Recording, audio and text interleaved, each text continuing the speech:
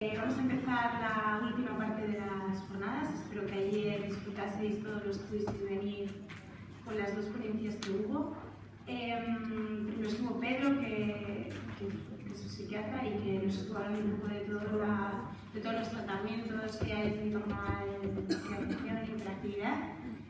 Yo creo que un poco lo que sacamos es que está comprobado que lo que más funciona es el tratamiento combinado, ¿no? La medicación con intervención.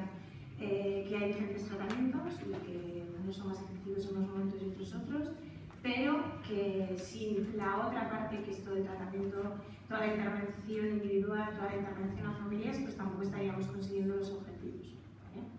Y luego estuvo Manu con nosotros, yo creo que fue una ponencia súper bonita, que nos habló de ese amor, ¿no? por lo que hacemos, por lo que hacéis los maestros y los profesores, y por la importancia del cariño y del creer en los demás, que yo creo que es verdad que no tenemos exceso de confianza últimamente, que hay muy poca confianza en los demás, y eso está haciendo daño a nuestros chicos y chicas. Y yo creo también la importancia de la motivación. A mí, yo me encuentro con muchos papás y mamás que me preguntan: ¿y cómo puedo motivar a mi hijo a los estudios? ¿Por qué no le motivan? ¿Y cómo puedo motivarlos? Pues bueno, es complicado, pero desde luego lo primero que tenemos que estar es motivados nosotros también para poder motivar a alguien, si no es muy complicado, ¿sí? Entonces yo creo también que todo lo que dijo Manu para los maestros y profesores, yo también lo traspasaría un poco, porque es a mí la parte que me toca en el trabajo con las familias, es también traspasarlo a cuando por necesidades ahora mismo los papás y mamás trabajáis de profesores particulares de vuestros hijos e hijas a las tardes, después del cole, pues yo le trasladaría también un poco, ¿no?, a la manera de ayudar a nuestros chicos y chicas, también ese cariño y esa parte cálida de la que hablaba Jesús, que hablaba Garrido, esa parte cálida a la hora de intentar trabajar con ellos, ¿vale? Porque pues, necesitan vuestra ayuda. Y bueno,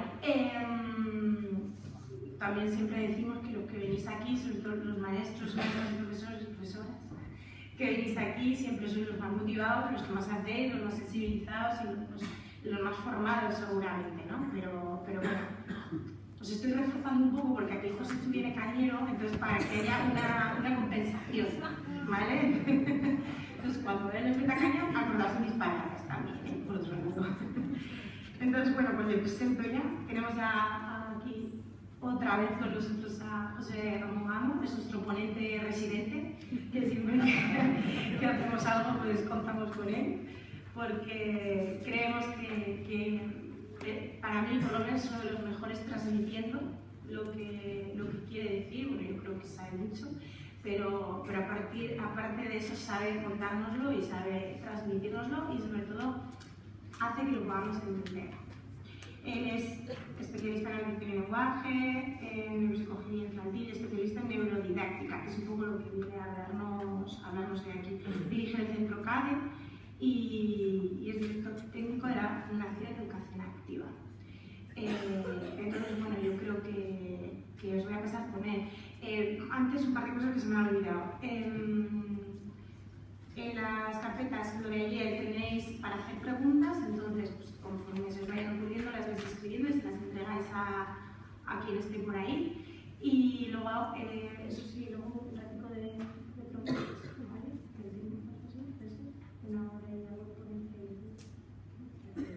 ya te echaré a dato. Y más cosas, tenéis certificados de valoración de las ponencias, ¿vale? Entonces, por favor, después de la última ponencia, irlas valorando y nos entregáis los certificados, que es para nosotros también, pues a la hora un poco de ver cómo, pues, si os ha gustado o si no. Y más que las valoraciones, nos interesa donde poner observaciones y tal, para que nos pongáis qué otros temas os interesan o qué otras cosas podríamos hacer que fueran de vuestro interés. Seguir organizando cosas mientras podamos y tengamos algún dinerillo. Y ahí lotería, compradla, ahí me iba a aprender el número para decirlo en alto y que si se os queda en la cabeza y tuvierais que comprarlo rápidamente, pero se va a quitar, luego lo digo. Y bueno, yo creo que si los certificados de participación también, no leo, los certificados de participación también los podéis recoger en el descanso, los que no lo hayáis recogido.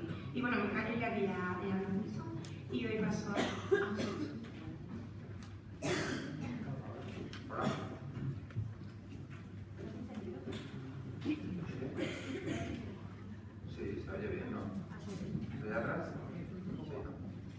Sí. Bueno, hoy no vengo a hablar de TDAH. Hoy os voy a contar el recorrido que nosotros hemos hecho. Ha sido un recorrido como inverso, ¿no? Yo empecé en el ámbito de educación para trabajar con niños que tenían dificultad de aprendizaje, fundamentalmente lectoescritura de iglesia. Y con el trabajo que hacíamos con los niños con dislexia, teníamos un neurólogo en Madrid que nos derivaba a chavales, y entonces me derivaba a chavales y yo llamaba a Jaime y le decía: Jaime, estos eran disléxicos pero tienen otra pedrada, porque esto no me cae solo con la dislexia. Y eran los hiperactivos. Y entonces empezamos a estudiar qué era esto de la hiperactividad, qué le pasaba a estos chavales. ¿Y por qué digo que es un camino que ha sido como circular, como inverso? Porque llegó un momento en el trabajo con los niños con trastornos del neurodesarrollo, ¿no? Que muchas veces en la escuela los conocéis como niños con dificultades de aprendizaje. Pero son niños de trastornos del neurodesarrollo, es decir, tienen peculiaridades neurológicas que afectan a su manera de procesar la información y esto es lo que da lugar a que tengan dificultades de aprendizaje. Bueno, pues entramos en un momento, para nosotros que fue muy crítico, porque empezábamos a darnos cuenta que la mayoría de los niños que tienen los trastornos del neurodesarrollo que dan lugar a dificultades de aprendizaje, las dificultades de aprendizaje no era tanto por sus peculiaridades neurológicas, sino que lo que realmente tenían era un problema de adaptación al método escolar. Y esto era tremendamente crítico, ¿no? Porque en el trabajo que hacíamos con las familias, los principales focos de conflicto que esos niños tenían eran aprendizaje y conducta. Y en un porcentaje muy alto de estos chavales, cuando eliminábamos el factor de aprendizaje, es decir, la exposición escolar en situación vacacional, la conducta remitía. Es decir, que había una correlación en muchos de estos niños que no presentaban lo que llamamos el predominio impulsivo, el predominio hiperactivo, que era el predominio inatento, que cuando salían del escenario escolar, situación vacacional, remitían la sintomatología comportamental. Con lo cual, la sintomatología comportamental tenía que ver con factores de estrés y de ansiedad a la exposición escolar y tenía que ver con la reactividad de la familia a la hora de ayudarles con el tema escolar. Y esto era muy, muy crítico. ¿Y por qué era crítico? Porque claro, trabajábamos siempre en indagar qué tipo de metodologías alternativas se podían llevar a cabo para que estos niños se adaptaran mejor, facilitarles los procesos de aprendizaje dentro del aula. Cuando empezamos a indagar sobre esto nos damos cuenta, como os decía antes, ¿no? Que estos chavales en realidad dificultades de aprendizaje no eran significativas. Lo que era significativo era la dificultad de adaptación a la metodología que utilizábamos dentro de la escuela. ¿Y por qué sabíamos esto? Porque cuando estos niños se exponían a otros modelos de aprendizaje, como puede ser un campamento, y la dinámica de aprendizaje a través del juego, o cuando estaban interesados por temas de la PlayStation o por temas de la tablet, o cuando ellos tenían un interés personal o particular por algún foco, como puede ser por los Lego o lo que sea, pero los chavales no tenían ninguna dificultad de aprendizaje y además eran capaces de extraer el potencial que se les presuponía a nivel de capacidad intelectual. Entonces aquí algo pasaba, ¿no? Es decir, oye, estos chavales en otras exposiciones de procesos de aprendizaje no tienen ninguna dificultad, son tan buenos o tan torpes como los demás, y sin embargo cuando están expuestos a los aprendizajes clásicos dentro del aula, pues entonces se ve claramente que son niños con dificultad para aprender. Bien, ¿esto a qué nos llevó? Pues nos llevó a tener una mentalidad más científica, ¿no? En el sentido que lo que nosotros hacemos en terapia siempre buscamos qué es lo que se está llevando al laboratorio en investigación científica, en neurociencias, y qué es lo que tenemos que hacer en los procesos de reeducación en terapia. Es decir, en terapia las cosas que hacemos con los chavales han pasado por el laboratorio, está demostrado que es eficaz esos procesos de entrenamiento y de recuperación, y entonces teníamos esta mentalidad con el tema de lo que ocurre dentro del aula. Y fue una sorpresa, porque cuando empezamos a mirar hacia la neurociencia, a qué decía la investigación científica sobre los procesos de aprendizaje en el cerebro, nos llamó mucho la atención que la mayoría de las metodologías que utilizamos dentro del aula no tienen base científica. Y muchas de las metodologías que serían eficaces lo dejan de ser por el momento en el que seleccionamos el poner esa metodología sobre la mesa para llevar a cabo el proceso de enseñanza. Me explico. ¿La lectura creéis que es una buena herramienta para el aprendizaje? Pues depende. ¿De qué momento del proceso de aprendizaje? Hay fases del momento del aprendizaje que la lectura es una herramienta totalmente ineficaz e inadecuada. y en otras fases del proceso de aprendizaje, la lectura es una herramienta espectacular para el proceso de aprendizaje. O sea que en sí mismo la herramienta no era inadecuada, o la metodología no era inadecuada. Lo que era inadecuado es en el momento que seleccionamos utilizarla para aprender.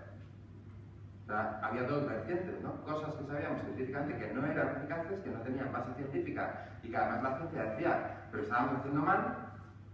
Y por otro lado, cosas que sabíamos que eran eficaces, las estábamos haciendo ineficaces por el momento en el que decidíamos utilizarlas en el proceso de aprender. Así que entramos en más crisis. ¿Qué es lo que hemos descubierto? Pues mirad, ahora está de moda la neurociencia, todo es neurociencia, el neuromarketing, no sé qué, tal. Por los que estamos metidos en el tema de neurociencia hay poquísimas cosas. En investigación científica respecto a los procesos de aprendizaje del cerebro hay poquísimas cosas. La cuestión era si las pocas cosas que hay son relevantes o no. Porque si no eran relevantes no había tema. Pero si eran relevantes y tenían impacto, entonces si hubiera pocas, sí había tema. Lo que yo os vengo a contar aquí es lo que sabemos y cómo intentamos llevar este conocimiento a la aplicación de estos conocimientos dentro del aula. ¿Qué es lo que tenemos que hacer dentro de las aulas? Y se produce un acontecimiento mágico, que los niños de dificultad del aprendizaje dejan de tener dificultad en el aprendizaje. Que donde estamos en una situación de exclusión, lo convertimos en una situación de inclusión. Y esto es tremendamente relevante porque lo que descubrimos es que lo que había que hacer con los niños de dificultad de aprendizaje es lo mismo que hay que hacer con los niños que no tienen dificultad de aprendizaje. Y todos llegan a aprender.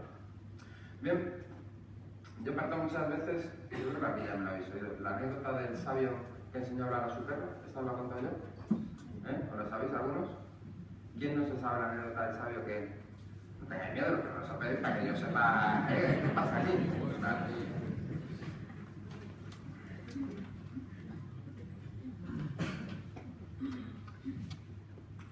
Si me han puesto hasta una foto para que cuentes. Esta es una anécdota que es una chorrada, pero en realidad es una chorrada que tiene mucho valor desde el punto de vista neurocientífico. La anécdota cuenta que había un sabio que en un congreso de sabios le cuenta a unos compañeros en el descanso que había enseñado a hablar al perro. Entonces, claro, como podéis imaginar, los compañeros estaban flipando, se podían creer. Y cuando termina el congreso, aquello se había viralizado y todo el mundo se había enterado de que el tío había enseñado a hablar al perro. Entonces, lo que le piden es una demostración empírica, ¿ves? De que el perro había aprendido a hablar. Y montan un congreso específico para ver cómo el perro había aprendido a hablar. Y entonces están ahí en el congreso específico y le dice el sabio al perro, dice, Toby, ¿puedes saludar a los señores? Y el Toby movía la colita y pegaba ladridos. Toby, por favor, ¿le puedes decir a los señores? Y Toby movía la colita y pegaba ladridos. Claro, se montó el barullo, el abucheo general, todo muy mosqueado. Y entonces el tío paró la situación y dijo, oye, yo he dicho que he enseñado a hablar a mi perro, lo que no he dicho es que mi perro haya aprendido a hablar. ¿Y por qué esto es relevante desde el punto de vista de neurociencias? Porque una cosa que hemos aprendido es que no hay ningún ser humano capaz de hacer que otro ser humano aprenda. Así que la profesión que hemos elegido, sí. ¿Qué quiere decir esto? Puede parecer una provocación. Lo que sabemos es que el aprendizaje es un acto intrínseco del cerebro. Lo que implica que vosotros exponéis a los chavales a los mismos contenidos, con las mismas metodologías, con las mismas horas de exposición de entrenamiento y los 25 niños que tenéis en una aula, todos aprenden lo mismo y de la misma manera. No, el aprendizaje es un hecho intrínseco. Y hoy vais a salir de aquí sin aprender nada. Y esto también lo tenemos que asumir porque lo ha demostrado la neurociencia, es decir, no vais a aprender nada. Parece crítico que salgamos de aquí sin aprender. Bueno, no pasa nada, porque vais a estar en una fase del aprendizaje que también es muy interesante, que es la fase de entender. Es decir, hoy de aquí vais a salir habiendo entendido cosas, pero aprender no vais a aprender nada. Y luego demostraré por qué no vais a aprender nada, aunque hayáis entendido cosas. Bien, y lo que sí sabemos es que el acto de la docencia es el acto de enseñar, es el arte de enseñar. Y esto es lo que sí podemos hacer, enseñar. Es decir, generar escenarios propicios para que otro aprenda, abonar el terreno. Y esto es lo que nos tenemos que dedicar los docentes, a enseñar. Y para enseñar, lo que tenemos que hacer es, ¿llevaríais el coche al mecánico si no supiera de mecánica, si no supiera de motores? Pregunto. O al cardiólogo si no supiera del sistema cardiovascular. ¿O encargarías la construcción de una vivienda a un tío que no supiera de arquitectura? No. Y sin embargo, en el tema de educación, pues llama la atención como muchas veces pues no sabemos del órgano que aprende, que es el cerebro. Y creemos que es importante. Ahora bien, esto no significa ahora que en educación haya que el maestro tenga que saber de neuroanatomía, de la funcionalidad. No, eso no es relevante. No es relevante, pero sí es relevante saber cómo funcionan las diferentes funciones relacionadas con el aprendizaje. Porque eso va a determinar si lo que yo hago en el diseño de exposición a la hora de enseñar, las metodologías que utilizo, cómo programo, si estoy consiguiendo la mayor o la menor eficacia posible. Y esto sí es determinante en el conocimiento de un maestro. Bien, entonces, esto es lo que nos dice la anécdota del sabio, que el aprender es un hecho intrínseco de las personas donde no podemos meter mano, porque depende de sus competencias, sus capacidades, sus destrezas, su entorno cultural, sus experiencias. Es un hecho intrínseco que no tenemos el control de esas variables, pero los maestros tenemos el control de las variables de cómo enseñamos, cómo diseñamos, ¿no? Esto sí que está en nuestras manos. Bien, ¿qué cosas hemos aprendido? Pues hemos aprendido varias cosas. Lo primero, hemos aprendido cuáles son los dispositivos básicos del aprendizaje. ¿Sabéis cuáles son los dispositivos básicos del aprendizaje?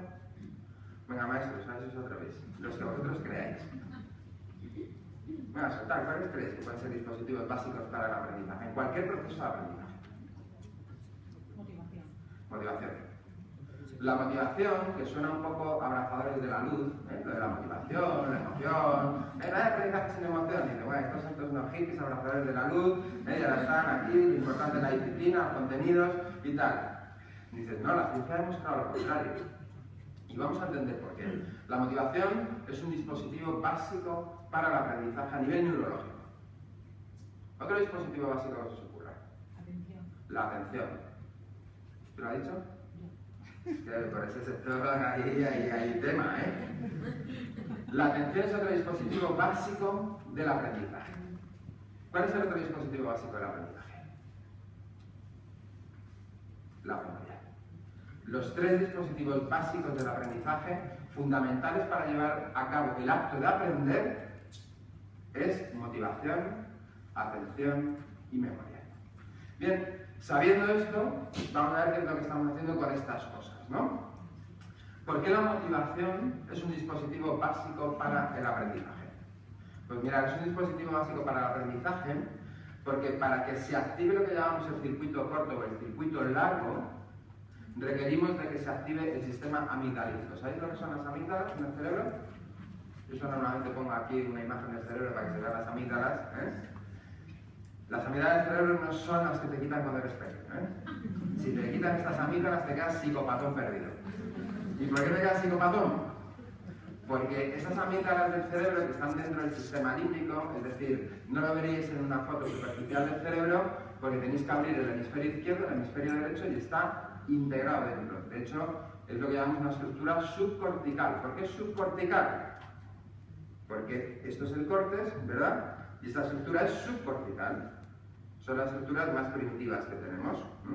Bien, pues las amígdalas son el principal centro de almacenamiento del recuerdo de las emociones. Por lo tanto, investir por las amígdalas te quedas sin capacidad de empatía, por ejemplo. Te quedarías psicopatón.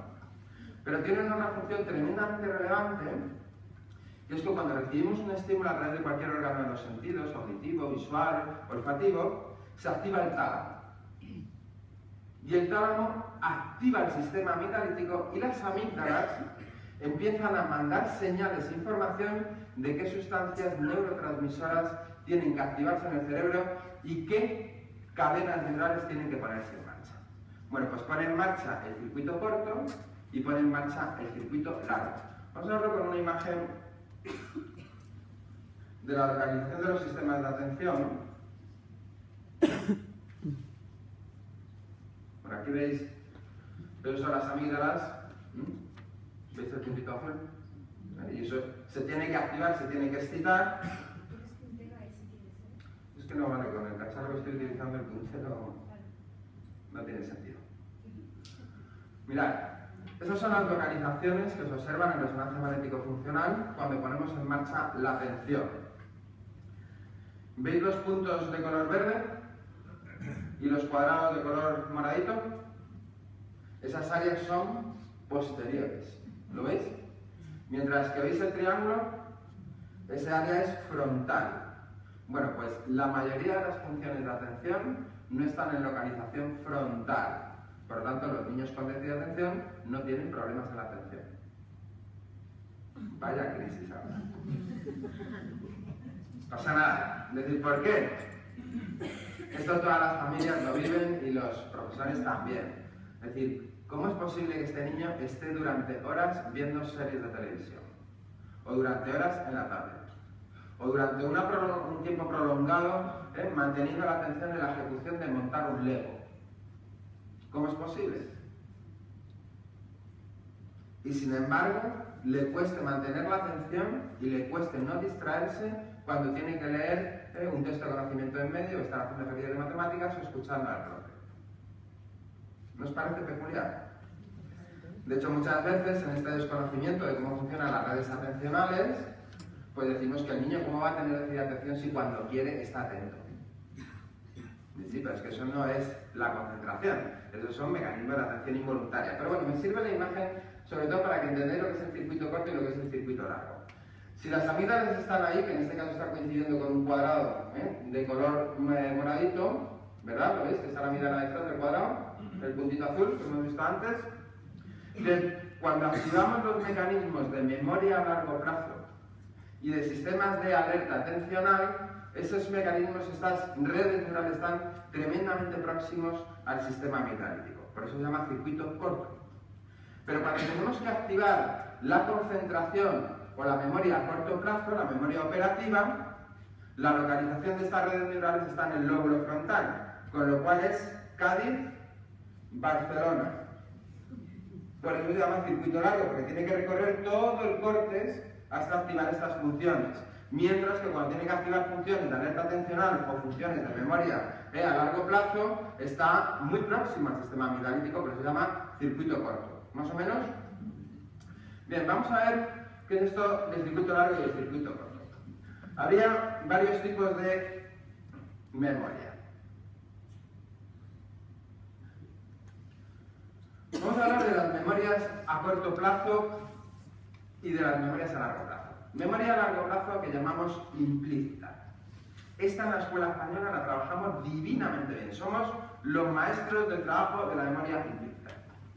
La memoria implícita es una memoria que tardamos muchísimo tiempo en adquirir la información, en que se memorice, se aprenda, requiere de mucha carga de repetición mecánica, ¿no va sonando? La metodología escolar, y no requiere de razonamiento. Montar en bicicleta. Memoria implícita de destrezas motoras. Abrocharme los cordones. La mecánica operativa de la suma y la resta. La mecánica de la lectoescritura. ¿Se puede leer mecánicamente sin comprender lo que se lee? Sí. La mecánica lectora son dispositivos que son subcorticales, mientras que la comprensión lectora son dispositivos corticales, de procesos superiores del cerebro. Y entonces, tenemos estas memorias que las trabajamos divino en la escuela española. Mecánica de repetición, sin razonamiento. Bien, oye, ¿son importantes estas memorias? Pues son determinantes. Yo no puedo leer sin saber la mecánica lectora. Yo no puedo hacer operaciones matemáticas sin saber la mecánica operacional. Tienen la peculiaridad estas memorias de que tardamos mucho en almacenar y aprender la información, pero una vez aprendida, nunca te olvidas. ¿Te olvidas de montar en bici? ¿O de leer si has aprendido a leer? Y además, no solamente no te olvidas, sino que no requiere del recuerdo. No es necesario recordarlo. Yo puedo estar 20 años sin montar en bici, me pones una bici y yo voy a recordar cómo se monta en bici. Lo que estaré es menos eficaz a la hora de montar en bici, pero voy a recordar cómo se monta en la bici. Bien. ¿Estas memorias son necesarias en el aprendizaje? Sí. ¿Pero para aprendizajes de orden superior? No. Luego vamos a memorias que ya son memorias a largo plazo, pero las llamamos explícitas. La semántica es la que nos permite recordar el significado de las palabras. ¿Os parece poco? Y las episódicas son lo que me permite recordar todos los acontecimientos vitales de mi vida, ¿no? La primera vez que vi a papá llorar, o el recuerdo aquel que tengo de cuando me partí la pierna montando en bici. Bueno, y estas memorias son más particulares. ¿Por qué? Son como un desván donde sabemos que tenemos la caja, pero muchas veces no soy capaz de localizar y recuperar la caja. ¿Esto os ocurre? Es decir, sé que me lo sé, pero no tengo claro, la recuperación de la caja es difícil, el recuerdo es difícil. A veces tengo la caja y no sabes que la tienes. Y estás en una cena familiar con tus primos y cuentas una anécdota de cuando eres pequeños en el pueblo, no sé qué, y de repente dices, ¡oh, yo me acuerdo de eso, es verdad! ¿Esto ocurre? Sí, es decir, está la caja, pero no sabemos ni siquiera que esa caja está. Bien, por estas memorias sabemos muchas cosas y son fundamentales en el proceso de aprendizaje. ¿Y por qué son fundamentales las memorias en el proceso de aprendizaje? Pues fijaos, entender no es aprender. Si yo tengo 5 niños y les enseño cómo se pone un lavavajillas, unos pueden tardar más que otros en entenderme las explicaciones de cómo se hace lo de poner el lavavajillas. Y cuando ya me han entendido les digo, poner el lavavajillas. Y todos los niños son capaces en ese momento de poner el lavavajillas. Un mes después no han vuelto a repetir la tarea. Y les vuelvo a citar a los chavales. Y les digo, poner el lavavajillas. Y solo uno de los niños se acuerda de cómo se ponía el lavavajillas. ¿Cuántos han realizado un aprendizaje? Un solo niño. ¿Por qué? ¿Todos me entendieron? Sí. Sin entender no se puede aprender. Entender es una parte del proceso de aprendizaje. Pero el aprendizaje es cuando consolidamos lo entendido en las memorias a largo plazo, de tal manera que cuando yo tengo que resolver un reto real, mi cerebro es capaz de recuperar la información para resolver la tarea, el reto, el problema. Y si eso no se produce, no hay aprendizaje. ¿A quién le suena esto? El niño está estudiando en su cuarto, termina de estudiar, ya me lo sé. Y entonces vas allí a testearle si se lo sabe. Y le preguntas a ver si se ha aprendido lo que ha leído, lo que está estudiando, y le cambias el orden de las preguntas. Y entonces el niño dice, no, pregúntame el orden. ¿Os suena? Mala cosa si os suena. El enunciado de mi pregunta, oral o escrito, no es muy parecido o idéntico como el niño lo ha memorizado. Y no sabe lo que le preguntan. ¿Os suena? Mala cosa si os suena. Cuando el niño está evocando el recuerdo de lo memorizado con este otro subtipo de memoria a corto plazo, se olvida una sola palabra de la cadena memorizada y no sabe seguir. ¿Os suena? Mala cosa si os suena.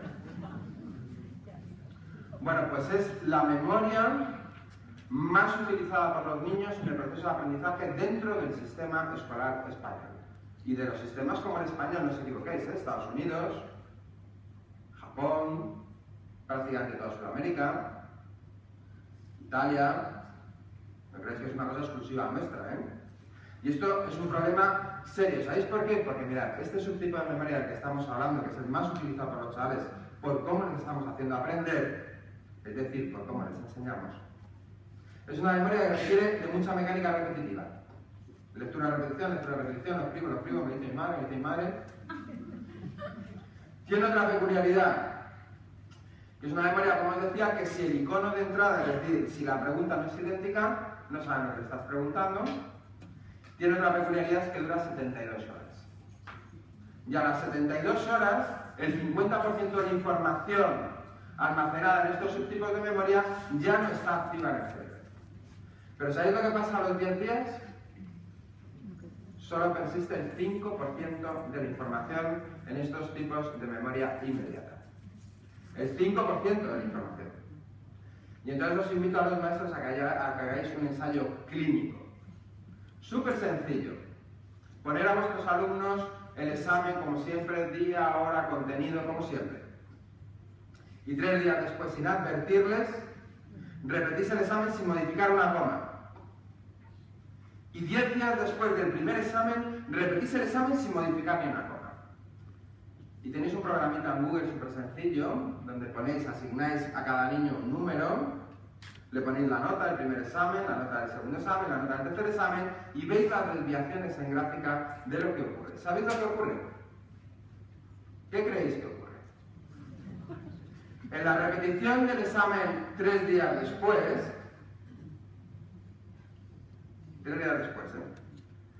el 60% del grupo global, los que aprobaron y no aprobaron, del grupo global, aprobados y no aprobados, bajan hasta 3 puntos su nota cuantitativa. Del 7 al 6, del 5 al 4, o al 3, o al 2. ¿Sabéis lo que ocurre en la repetición de 10 días después? Entre el 50 y el 50 y tantos % del grupo que aprobó, suspende. ¿Eso qué os dice? ¿Ha habido aprendizaje? No, señores, no ha habido aprendizaje. ¿Ese tiempo invertido en el proceso de aprender es útil?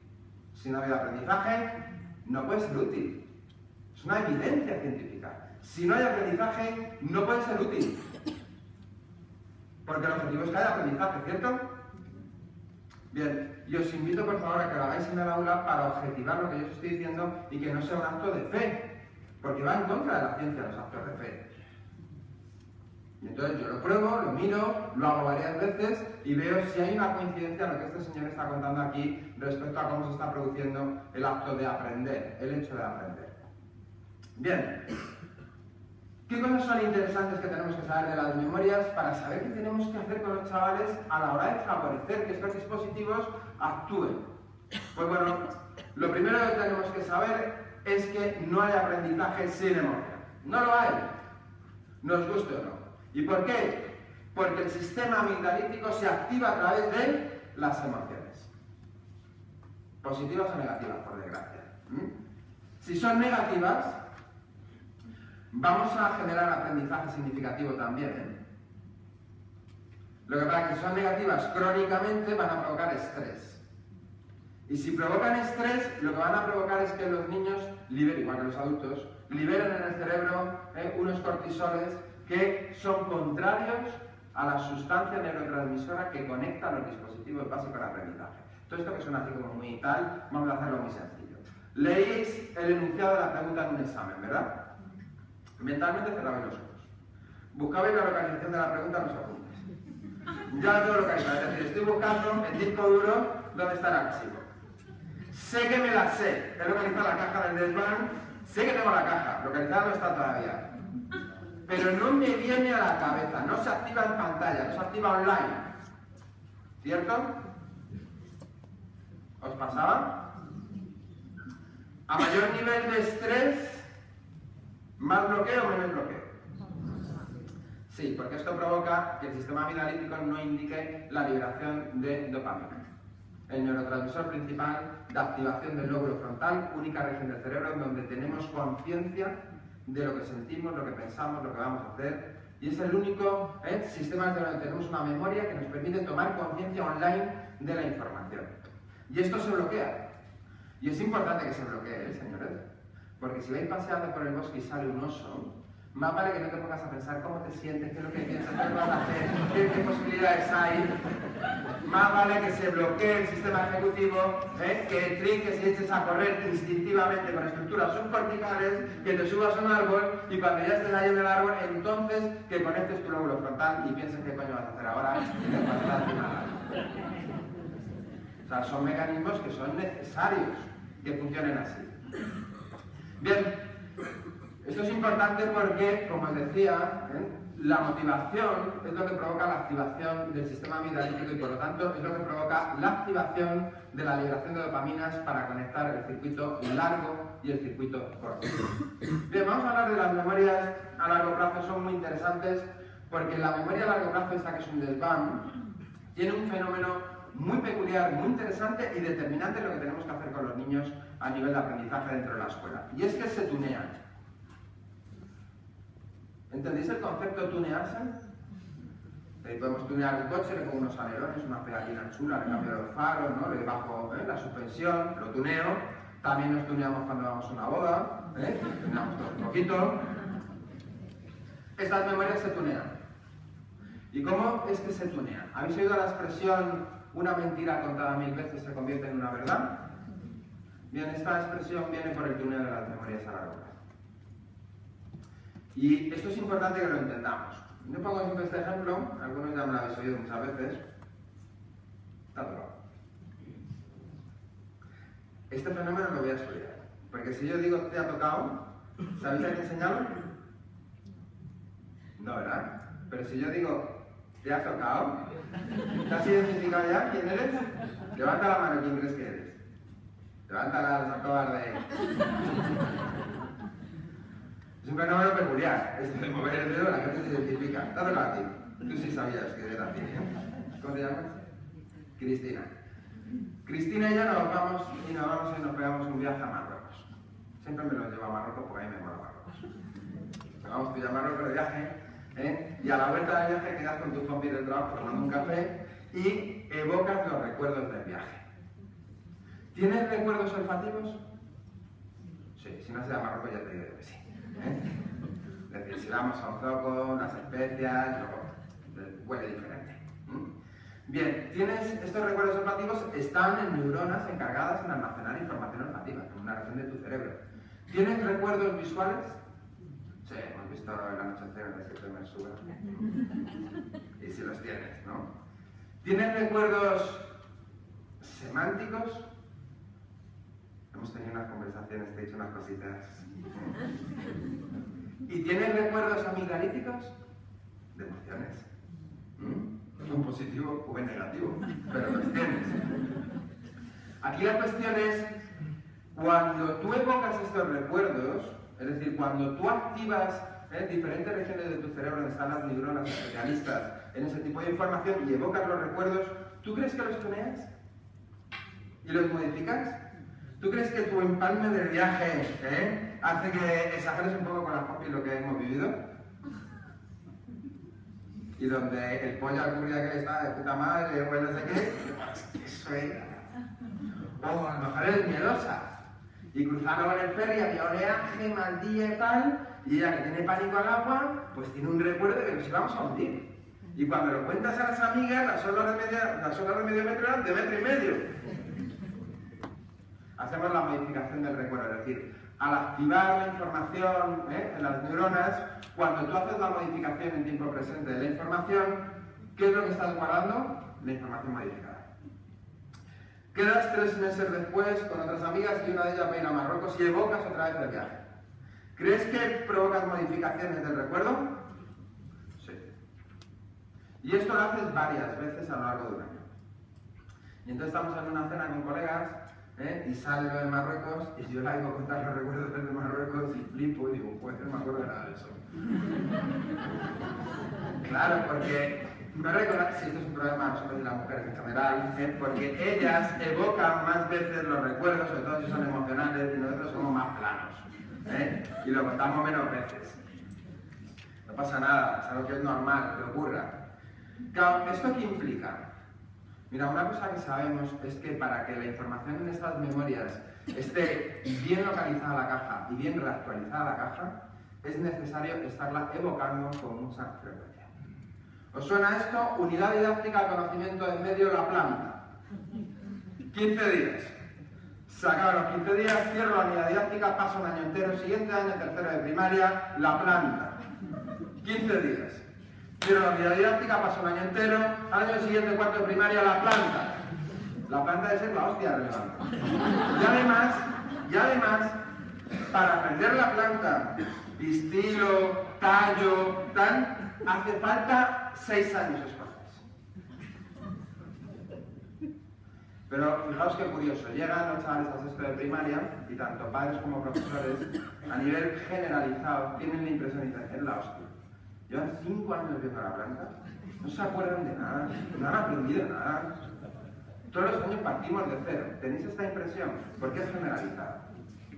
Por parte de padres y profesores. Pues claro, señores, porque si tú haces una mudanza cada 15 años, ¿tú crees que te acuerdas dónde has guardado la caja de las fotos de la boda? Sabes que la caja está. Entonces, una cosa que sabemos a nivel de ciencias, que está estudiado, es que para la consolidación de la información en las memorias explícitas, que son las grandes memorias del aprendizaje, donde tengo la información ya conceptualizada, racionalizada, conectada con otras informaciones y que me va a permitir crear conocimientos nuevos, requiero de la reactualización frecuente de esa información. ¿Y esto creéis que es determinante en el diseño de cómo llevamos a cabo el proceso de enseñanza?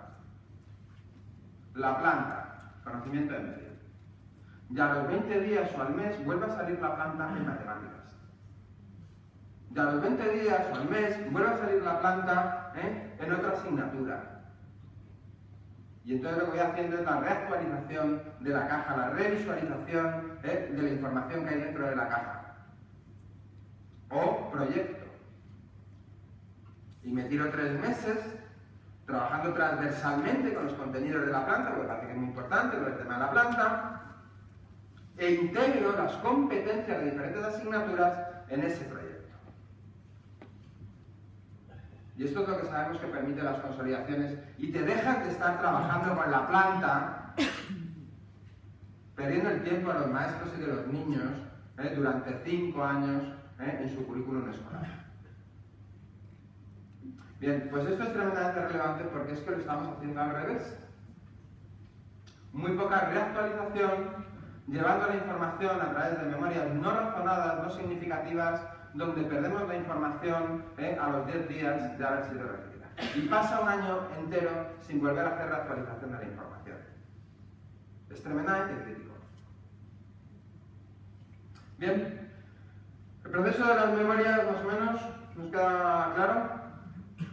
Bueno, pues llega la gran memoria del aprendizaje. Estas son memorias fundamentales porque aquí es donde van a migrar la información que tiene que estar racionalizada, entendida, bien guardada, de fácil acceso de recuperación. Esto me permite aprender cosas nuevas, crear pensamiento, que también es un aprendizaje, el aprendizaje personal. Creamos propio pensamiento, no solamente aprendemos cosas que nos enseñan, sino que ahora llega la gran memoria, que es de circuito largo. La localización de la memoria a corto plazo está dentro de las estructuras corticales del lóbulo frontal junto a la concentración, donde está el rectángulo. Y por eso se llama circuito largo. Y esta memoria es fundamental porque es la memoria, la única que conocemos que os permite tomar conciencia de lo que estáis pensando. ¿Sabéis que el 80% del pensamiento que tenéis a lo largo de un día no sois conscientes de él? ¿Esto lo sabéis?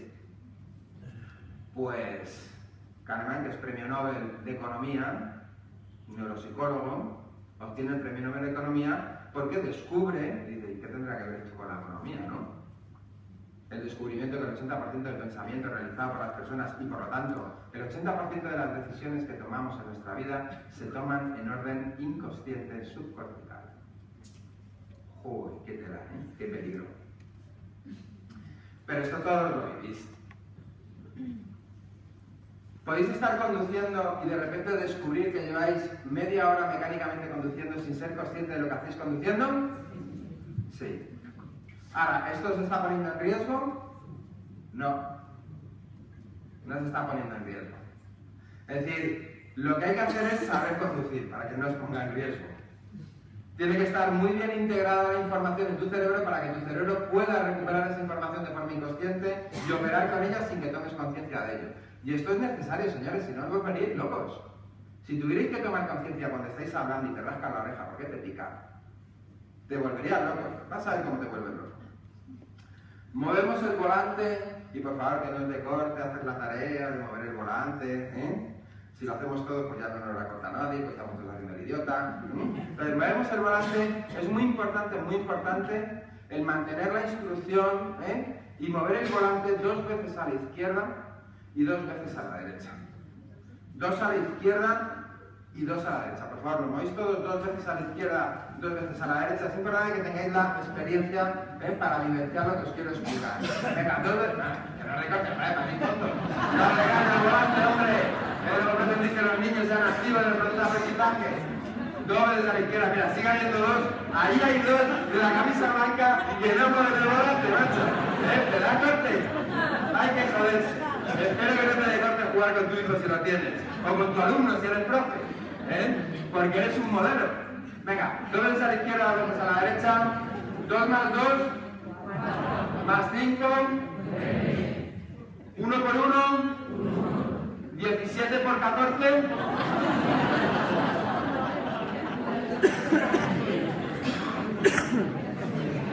Claro, ¿qué es lo que sucede? Si yo tengo que tener los dispositivos de la consciencia, es decir, los dispositivos ejecutivos, siendo consciente del movimiento 2 veces a la izquierda, 2 a la derecha, puedo hacer tareas de orden inconsciente, como el 2 por 1, el 5 más 3. Pero ¿qué pasa cuando tienes que tomar conciencia de la operación como 14 por 25? Que o dejas de hacer el giro o no eres capaz de multiplicar. Tienes que seleccionar una de las 2 tareas conscientes porque los recursos del logro frontal son limitados. ¿Qué te ha parecido? Cuando una vez... es que tú eres fan.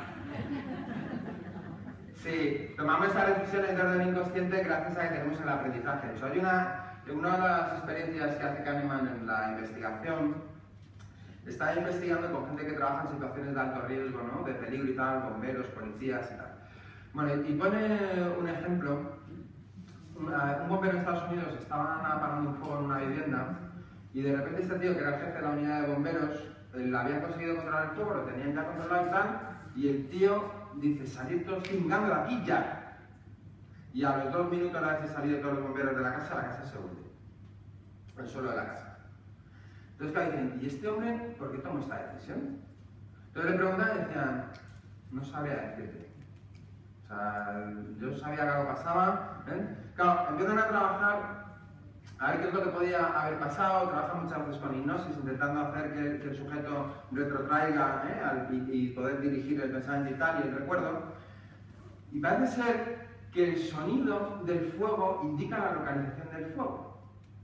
Es decir, el fuego genera sonidos diferentes dependiendo de en qué localización se está produciendo. Y además, esos sonidos también indican si aquello se va a ir a hacer puñetas o no se va a ir a hacer puñetas. Claro, ¿qué es lo que pasaba? ¿Su cerebro creéis que estaba procesando esos sonidos?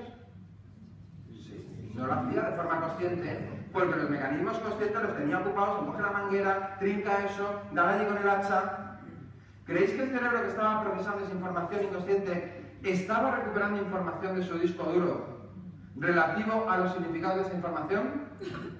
Sí, por eso se toman las decisiones, por eso hay que estar tranquilos, porque si el aprendizaje está bien consolidado, aunque tomemos las decisiones de forma inconsciente, van a ser decisiones adecuadas. El problema es cuando no tenemos bien consolidado el aprendizaje, teniendo en cuenta que la mayoría de decisiones se toman de plano inconsciente intuitivo, porque vamos a meter la pata hasta el correjón. Por eso fijaos si es importante la consolidación adecuada de la información en este tipo de memorias. Bien. Estamos hablando de qué pasa con la activación del cerebro para que se pongan los dispositivos básicos de aprendizaje. Estamos en una boda y el cura está soltando un rollo infumable. ¿Os capta la atención? No os puede captar la alerta atencional. Es imposible. Entonces van a ocurrir 3 fenómenos naturales. En todos los cerebros ocurre igual. Si el estímulo cura no te capta la atención, lo que vais a descubrir es que vuestro cerebro os capta involuntariamente la atención. Y estáis pensando en una cosa personal, el cura está hablando y no sabéis ni lo que está soltando el cura, ¿cierto? Si no se produce ese fenómeno de que hay una captación involuntaria por un estímulo interno, se va a producir una captación de la alerta atencional, de la atención involuntaria e inconsciente, a través de un estímulo del ambiente. Y entonces te has quedado pillado mirando a tu prima la del pueblo, que hace años que no ves, que se ha puesto la mujer que está, madre mía, cómo está envejeciendo. Pero si esto no ocurre, va a ocurrir el tercer fenómeno neurológico. Si no hay suficientes estímulos para activar el sistema amigdalítico y provocar niveles de alerta, ¿cierto? ¿Y qué es lo que hace la gente? Moverse. Y entonces la gente empieza el culebreo. El móvil, el anillo, el pelo, ¿Lo vivís? Maestros, cuando los niños están culebreando las sillas, ya les tenéis aburridos. Y con los niveles de alerta bajo mínimos. Bien, ¿y esto es relevante? Pues sí, señores, fijaos, por los estudios con el tema de trastorno por déficit de atención con hiperactividad. Se estudiaban los diferentes niveles de alerta atencional, es decir, los diferentes niveles de arousal, de activación del cerebro. Y había 3 estándares de niveles de activación cerebral. Niveles down-down. ¿Cuándo se producían? Por ejemplo, ante una clase magistral. Metodología utilizada en el siglo XXI, donde los maestros de primaria, en sesiones de 45 minutos, el 55% del tiempo de una sesión de 45 minutos en un aula sigue siendo exposición oral de información. Y habrá maestros que digan, bueno, en mi caso no es así, no hablo de los casos individuales, hablamos de la norma. En secundaria, ¿cuánto tiempo creéis que un maestro en una sesión de 45 minutos invierte en el proceso de enseñanza a la transmisión oral de información? Más o menos el 55 también, es muy parecido a lo que ocurre en primaria. ¿Y en bachillerato? Se van del 70 al 90%. A clases magistrales. ¿Sabéis lo que dice el MIT? El instituto más prestigioso de investigación científica de Massachusetts. Lo que dice el MIT cuando monitorea el cerebro de los alumnos durante 24 horas es que en la exposición de un cerebro ante una clase magistral, el cerebro está down. Los niveles de arousal son mínimos. Los dispositivos básicos de aprendizaje están bajo tierra. Claro, cuando tú consigues con una clase magistral, que en sí mismo no es una mala metodología, el problema es que no todo el mundo la puede controlar. ¿Cuándo consigues con una clase magistral llevar a niveles up? Cuando consigues motivar, generar curiosidad, interés, emoción. Por favor, hacer un acto de reflexión las personas que estéis en la sala de cuántos maestros recordáis en vuestra vida, a lo largo de vuestra vida académica, que pueden haber pasado entre 60 y 100 maestros, cuántos maestros recordáis que fueran capaces de provocar estas condiciones en vuestra cerebro.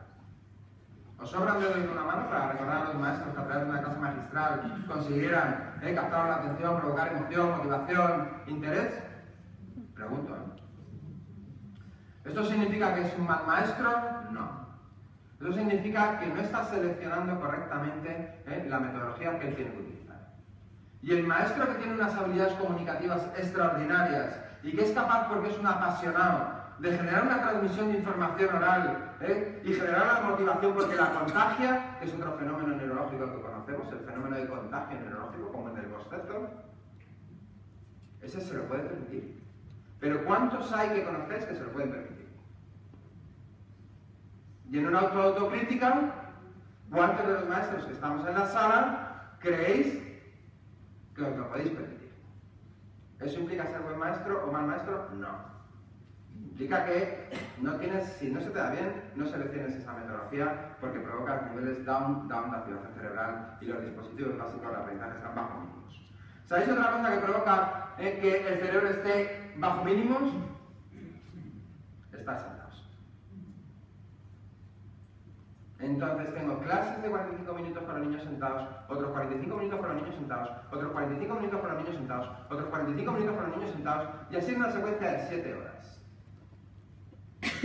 Pero es que luego llegan a casa y en un interface de 1 hora vuelven a estar sentados y sentados y sentados. Cuando sabemos científicamente, es que los niveles de activación cerebral, estando sentados, están bajo mínimos.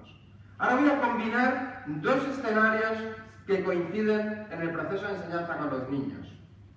Clase magistral y horas sentados. ¿Qué os parece? Bien, ¿sabéis otra cosa que hace que el cerebro esté en niveles down-down, la activación cerebral? Las mecánicas de repetición. La rutina repetitiva. ¿Cuántas rutinas repetitivas hacemos con los chavales? ¿Creéis que los chavales llegan al aula con una expectativa de que van a vivir una experiencia diferente, novedosa, curiosa? o que llegan al aula generando una anticipación de cuál va a ser la experiencia que van a vivir. ¿Qué impresión tenéis? Las sonrisas me da que la impresión no es positiva. Vale, niveles mediales de activación cerebral. Por ejemplo, se producen en la lectura, pero cuando la lectura te mola. Si la lectura te capta la atención, te capta los niveles de alerta atencional, entonces tienes niveles mediales de activación cerebral. Los dispositivos básicos de aprendizaje están bastante adecuados, porque la lectura es una actividad que no hacemos corriendo, saltando, jugando, lo hacemos sentados o tumbados. Niveles up-up del cerebro. ¿Cuándo está el cerebro up-up? Situaciones de curiosidad, motivación, interés, supervivencia o actividad aeróbica.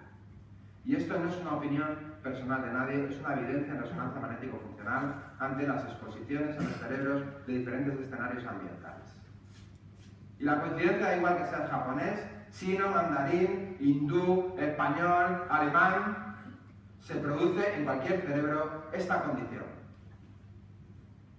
Con lo cual, si los dispositivos básicos del aprendizaje dependen de que el cerebro esté en niveles mediales o en nivel up-up, ¿qué hacemos seleccionando como metodología a niños sentados en el aula recibiendo clases magistrales?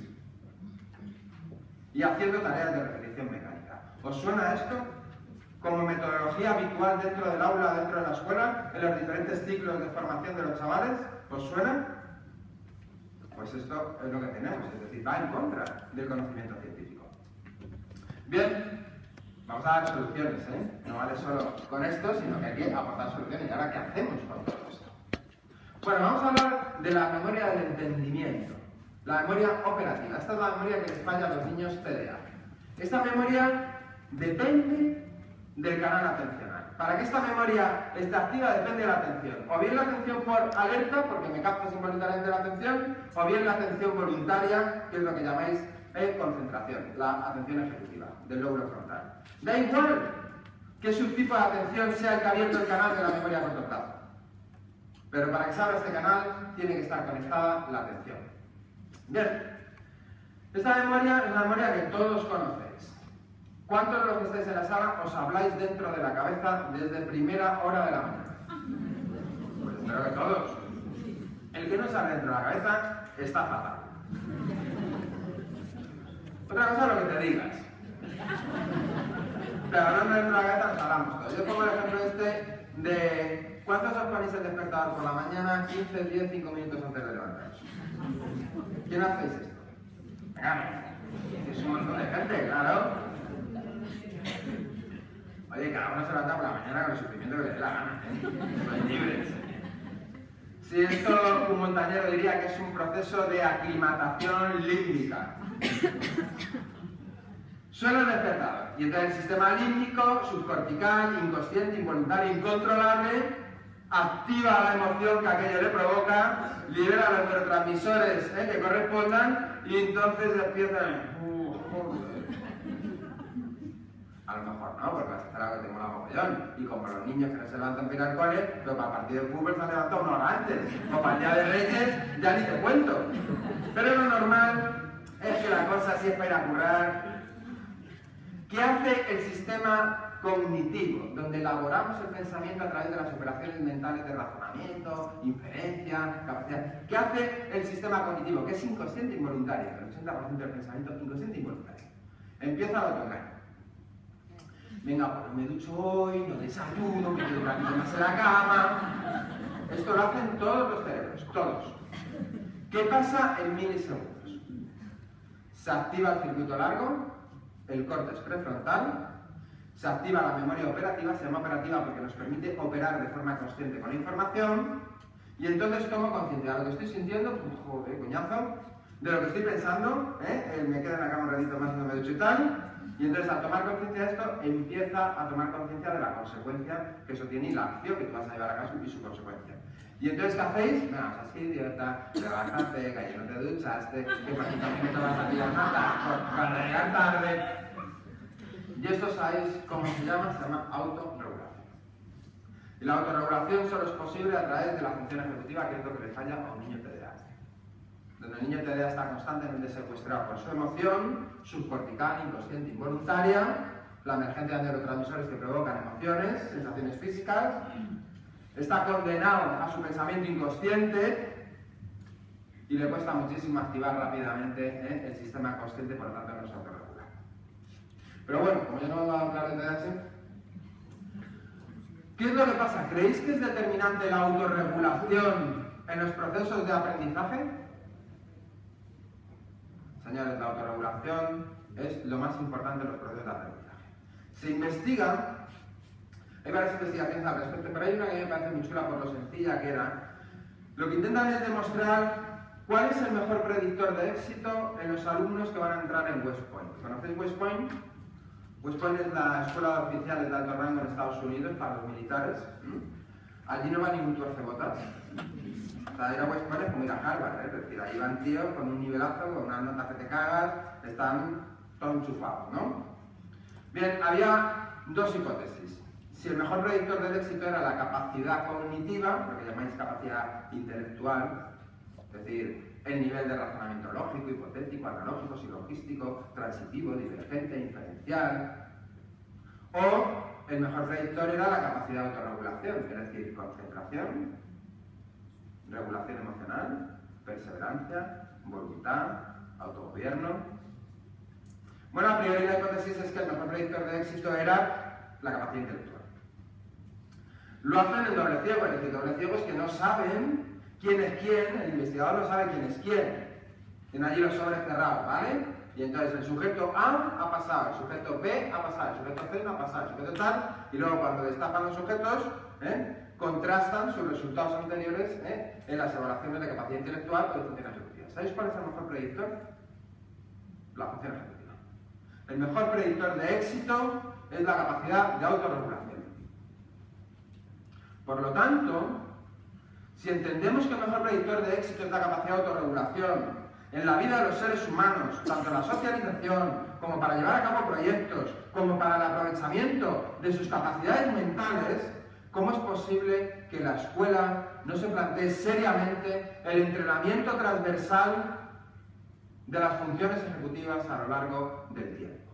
Porque además son dinámicas y no puedo entrenar las mismas en un niño de 6 años que en un niño de 16. Cuando sabemos que es el mayor predictor de éxito y lo que determina la inteligencia. Y estamos perdiendo el tiempo dentro de la escuela, con una escuela todavía del siglo XXI, academicista, donde lo importante es el volumen de información que les damos para una permanencia del 5%. Y esto hay que planteárselo. ¿Por qué? Porque la ciencia no para de investigar, y esto hay que agradecérselo a niños hiperactivos, a bipolares, a esquizofrénicos, a lesiones cerebrales del lóbulo frontal, porque toda la investigación ha ido por ahí, y hay que agradecérselo a ellos. Hoy sabemos que la capacidad del lóbulo frontal es lo que nos determina como personas y indica nuestra capacidad de éxito. ¿Os parece esto una chorrada? Pues fijaos. ¿Cómo voy de tiempo, Pati? No lo sé, porque No, pero ¿cómo iría de tiempo real? O sea, sí. Las 11:15. Joder, pues voy fatal. Vale, venga. Os decía que esto es muy importante porque todos los estudios además coinciden en lo mismo. Cuando hay aceptaciones de tipo ejecutivo, por la razón que sea, o bajo entrenamiento aquí, la estadística indica que son niños que no llegan al ámbito de formación superior, que tienen peores trabajos, que tienen muy afectadas las relaciones sociales por ser impulsivos, por no regularse, por meter la pata, que tienen una incidencia de consumo de sustancias que es el 54% frente a que la tasa media es el 9 o el 18%, es decir, que tiene un impacto brutal. ¿Sabéis lo que han hecho en Estados Unidos con esto? Que es una cosa muy interesante. Con la población afroamericana de barrios muy marginales, empezaron a meter programas de entrenamiento de la función ejecutiva en niños de 10, 11 y 12 y 13 años. Y metían programas transversales en estas edades dentro de la escuela del entrenamiento de la función ejecutiva. ¿Sabéis cuáles fueron los resultados? Aumentaban un 30 y tanto % el llegar al ámbito de formación superior, a la universidad. disminuían una barbaridad, estadísticamente no me acuerdo los datos exactos, disminuían una barbaridad estadísticamente la incidencia de trastornos por consumo de sustancias y de actitudes delictivas. Mejoraban significativamente la integración social con otras comunidades y acaban de generarse oportunidades para salir de ese entorno que antes no tenían. Y es el entrenamiento de la función ejecutiva programada en la escuela a nivel transversal en las etapas preadolescentes. Programas que se han replicado en otros lados con un nivel de éxito muy relevante.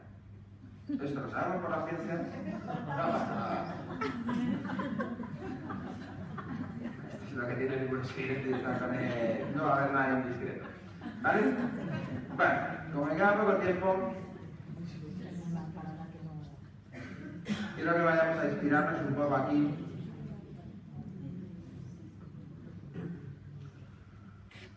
¿Qué hacer? Vale, esto que estáis viendo es lo que llamamos el rostro del aprendizaje, que al final de lo que se trataba era de facilitar al maestro su proceso de diseño. Es decir, facilitar al maestro el que pudiera diseñar el trabajo con los chavales y seguir una secuencia lógica que tuviera una argumentación con base científica. ¿Qué es lo primero que tenemos que hacer? ¿Cuál es la primera fase cuando yo tengo que abordar el proceso de aprendizaje, es decir, de enseñanza con los chavales? Lo primero que tengo que hacer es generar activación. ¿Qué es lo que estoy activando? Los dispositivos básicos del aprendizaje. ¿Cómo se activan los dispositivos básicos del aprendizaje? Generando curiosidad, motivación, interés. ¿Y sabéis también cómo se activan? Haciendo actividad aeróbica. Y esto, que puede parecer otra vez una chorrada, los estudios indican que si yo pongo a los niños a hacer 15 minutos de actividad aeróbica antes de un examen, mejoran su rendimiento porque mejoran su capacidad de autorregulación y por lo tanto mejoran su capacidad de concentración, control de impulsos, memoria a corto plazo, perseverancia, voluntad. Y esto no es nada que podáis discutir, porque está publicado en revistas de impacto, con un montón de estudios donde han replicado el estudio y se llega a las mismas conclusiones independientemente del marco cultural en el que se estén haciendo y las edades en las que se hagan. Con lo cual, cuando un maestro cree que está perdiendo el tiempo a la hora de hacer un examen por programar una actividad aeróbica con los niños, que puede ser ejecutar una coreografía o no sé qué, se está equivocando. Y si cree que eso es una chorrada, se está equivocando. Porque está científicamente demostrado. Así que tenemos que saber activar. Bien, dentro de la activación hacemos tareas de motivación. Entonces, en estas tareas de motivación, lo que sabemos que genera mucha motivación, también científicamente estudiado, es el juego. El juego, no sabemos por qué narices, en el cerebro del ser humano provoca motivación e interés y curiosidad. Y jugar es algo muy serio. Y jugar es una herramienta tremendamente relevante en los procesos de activación o de activación del conocimiento previo. Bien, hacemos dinámicas, como os digo, para motivar, representar a los niños vídeos, generar dinámicas de juego. Es decir, lo que estamos haciendo es generar, porque no lo tienen por qué tener a priori, generar algún tipo de interés o curiosidad por lo que se van a enfrentar y lo que van a aprender. Bien. Lo siguiente en esta fase de activación es la activación de conocimientos previos. Tenemos que detectar qué niveles de conocimiento previo tiene un niño en su disco duro. ¿Por qué? Pues por dos razones. Una de las cosas que nos está indicando la ciencia en investigación de neurociencia relativa a los procesos de aprendizaje es que de las mejores maneras para consolidar el aprendizaje en la memoria a largo plazo es generar retesteos. No exámenes escritos, Retestear. El test. Es una cosa muy curiosa. El test. ¿Y sabéis qué es lo que es muy potente? El debate. Las metodologías altísimamente eficaces para la consolidación de la información en la memoria a largo plazo es reactivación de la información, testeo para consolidación y debate, donde tengo que poner en juego la información memorizada para debatir. Bueno, ¿cuántos de los que estáis en la sala utilizáis el debate como metodología fundamental en vuestros procesos de enseñanza? ¿Cuántos conocéis técnicas de debate? ¿Y cuántos testeáis? Esto es determinante. En el inicio de una sesión de trabajo con los niños, donde voy a dar información novedosa, tengo que testear. Y el testeo tiene que ser motivacional. Llegan a clase y según se sientan en clase, tienen una hoja en el pupitre con 25 preguntas, ABC. Buah, la mitad loca. Loca, o sea, según mi la hoja, puto el sistema límbico súper motivado. Tela, flipa. Claro, se trata de testear provocando motivación. Entonces lo hacemos con trivials, lo hacemos con Kahoot, que no tienes por qué ser el digital, puede ser analógico. Tú habiendo preparado ya las cartulinas con las preguntas, 4 niños aquí, cada uno con sus respuestas, tienen el phone en la mesa, les ponen música, el crono aquí en la pantallita si la tenéis, o si no en la tablet, o si no, pues ponéis un crono normal. Entonces yo puedo replicar analógicamente la misma dinámica que el Kahoot. Voy a hacer muchas dinámicas de testeo, siendo interesantes para los niños, siendo motivadores, porque son dinámicas más relacionadas con el juego. Bien. Cuando yo testeo el nivel de conocimientos previos que tienen, ¿creéis que eso es relevante para la siguiente fase, que es la fase de construcción, donde vamos a dar entrada a la información novedosa? ¿Creéis que es relevante el saber el nivel de conocimiento previo? Pues miraos si es relevante. Imaginaos que no tuvierais ningún conocimiento sobre procesos de cocina. Cero, no sabéis nada sobre cocina. Y tuvierais que hacer una receta. Levantad la mano las personas que sin tener ningún conocimiento en el disco duro sobre cocina, seleccionaríais un libro de recetas para hacer una receta. No tengáis miedo, ¿no? Que creáis que lo haríais así, decidlo. Vale. Vais a fracasar casi seguro. O sea, podemos apostar. Podemos apostar casi seguro. ¿Se te da bien la cocina? Al que le costaba girar el volante. ¿Se te da bien? ¿Cómo te llamas? Yo. Álvaro. ¿Se te da bien la cocina? ¿Sabes algo de cocina? Huevo y poco más. Huevo y poco más. Vale, por favor, no la ayudéis. Álvaro, tienes una receta en la que has leído que tienes que confitar una de las alcachofas. ¿Tú qué es lo que harías? ¿A qué te suena confitar? Dejar, por favor, dentro del cerebro. A freír. A freír. Pues ya vas mal, macho, ya vamos a cagar.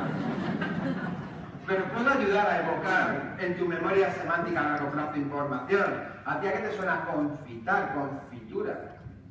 Azúcar igual. Ah, azúcar igual. Entonces, ¿qué harías si tienes que confitar unas alcachofas?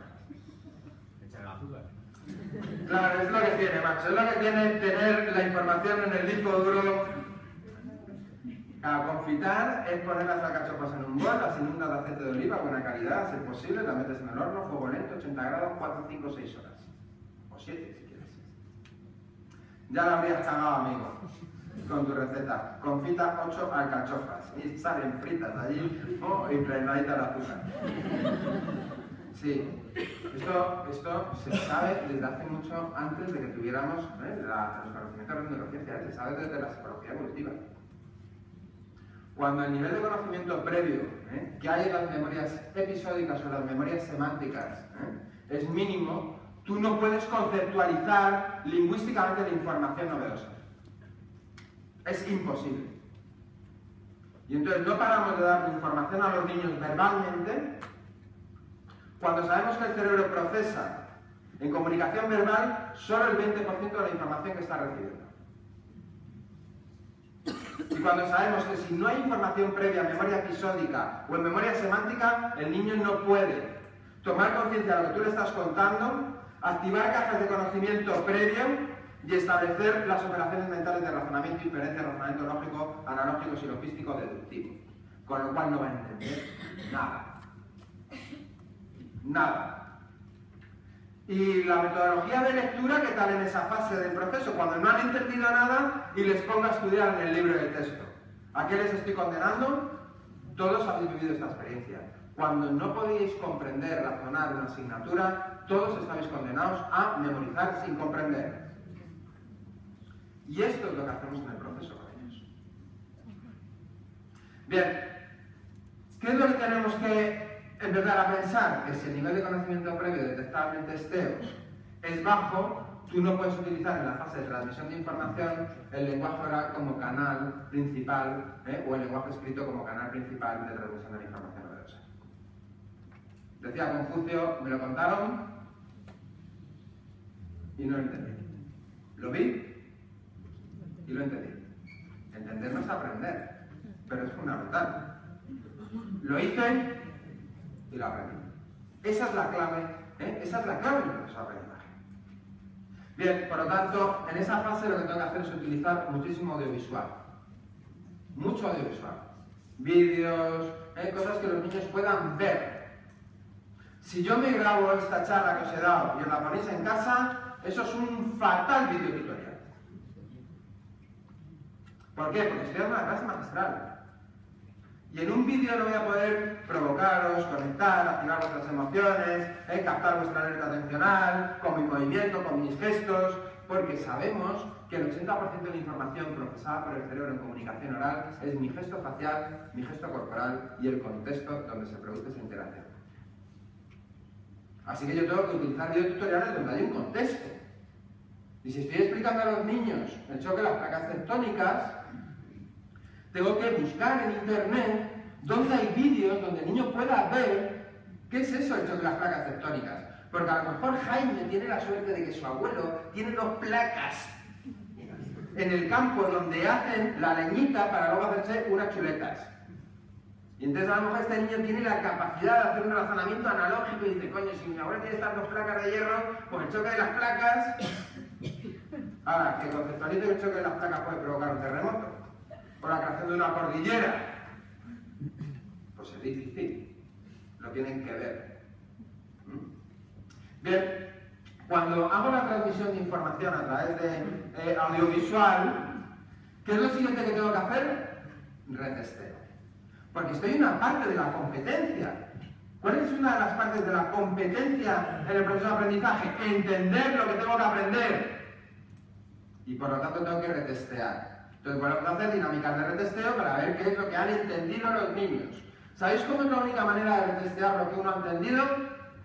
Si es capaz de explicar o si es capaz de aplicar. Y si no es capaz de explicar y no es capaz de aplicar, no puedes testear si ha entendido.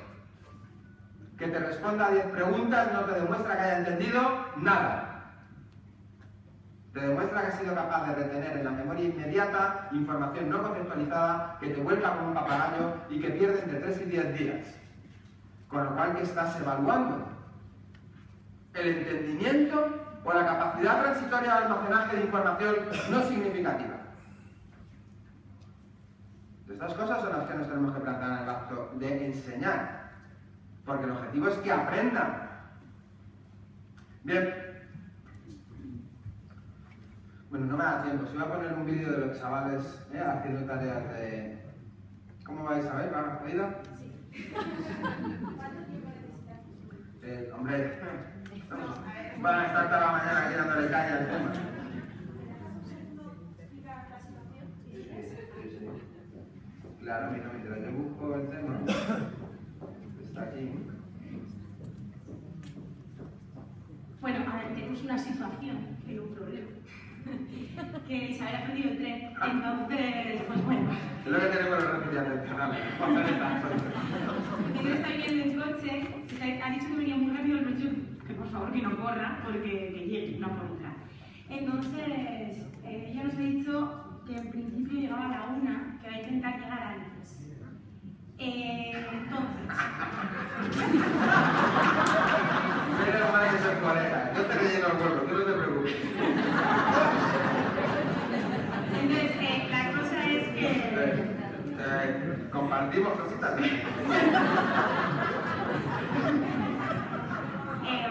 Entonces, no sé qué prefieres, si descansar un poco ahora y seguir después, igual para que la gente se oxigene un poco, descansamos ahora. Luego sigue... Hacemos un descanso, nos oxigenamos. Luego sigue la media hora. Teniendo en cuenta, Martín, es que hablo de la asertividad. La asertividad, yo les digo siempre que no me conozcáis, mi tono, primero es por Madrid, como más tal. Y luego la pasión lleva escuchada en este tono, pero lo que no quiero es que os sintáis atacados. Es decir, mi trabajo es el trabajo de transformación de los maestros, que es la única manera de transformar la escuela. No las políticas educativas, no los recursos financieros, sino la transformación del maestro con su acción directa con los chavales. Entonces, cuando ya hablas mucha gente, la gente dice, joder, me está echando una boca a las 11 de la mañana, que vengo aquí a tal, no percibáis esto, no es así, no funciona de esta manera, es una cuestión de la pasión. Y entonces la pasión en un madrileño con el eje, pues ahora hay algo importante. Vamos a descansar.